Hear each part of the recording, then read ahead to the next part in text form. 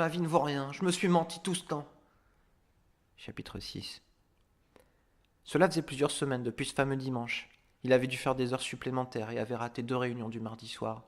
Son patron lui avait fait comprendre qu'il n'avait pas vraiment le choix. C'était ça ou la porte. Il y avait un grand festival de musique métal dans la ville et ils avaient reçu une commande importante de t-shirts. Il se rappela de ses heures à écouter Heaven and Hell, sa chanson préférée de l'époque.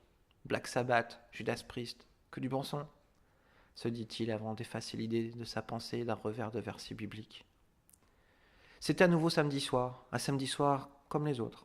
Un samedi soir avec cette démangeaison de lancer un épisode de The Walking Dead, mais il ne le fit pas. En quelques semaines, il avait appris à détester la série, à la haïr, comme Jéhovah la haïssait. Malgré ce tic qu'il avait, cette pulsion, il était passé à autre chose.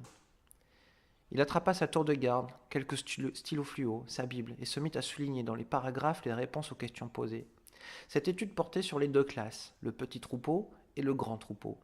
Il avait appréhendé cette étude depuis qu'il avait reçu le magazine, mais il s'était convaincu ces dernières semaines que rien n'allait le faire bouger de la vérité. Il avait passé des heures à lire les tours de garde et les réveillez-vous sur la vraie religion. Pas de doute, les témoins sont la vraie religion. Ce sont les seuls qui prêchent. Et que dire de l'amour qu'ils ont entre eux? Que dire du travail incroyable que font les frères Noël et Bethel? Il avait été tenté d'aller voir des sites apostats, mais il ne cliqua jamais sur les liens. Il n'avait plus peur. Il souligna les réponses, prit tous les versets de la Bible, la Bible blanche. Il pensa à Déborah. Elle avait provoqué en lui quelque chose de fort, trop fort peut-être. Il voulait la revoir, mais il fallait qu'il s'y prépare et aille avec des arguments bibliques solides. Après sa tour de garde, il sortit le comment raisonner de son sac et il rechercha esprit dans l'index. Il tomba sur l'article sur la nouvelle naissance. Ça collait avec l'étude de la tour de garde. Il sera vraiment prêt à en parler avec elle. Si elle lui demandait « Es-tu né de nouveau ?», il savait désormais qu'il pouvait répondre oui, que s'il n'était pas dirigé par l'esprit, il n'irait pas en prédication. C'est ce que disait Acte 1, 8, non? Suis-je né de nouveau? Mais ça veut rien dire être né de nouveau.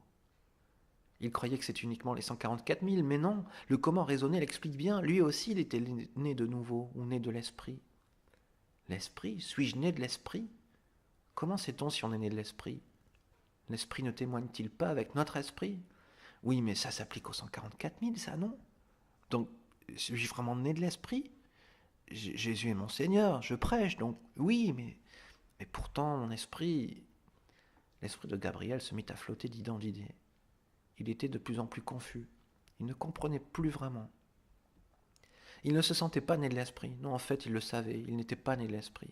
Depuis 1 an, il avait entendu que seuls les 144 000 étaient nés de l'esprit, le petit troupeau. Et c'est ce que disait cette tour de garde. Alors était-il né de nouveau ou pas? Gabriel alluma la télé, mais aucun programme ne l'intéressait vraiment.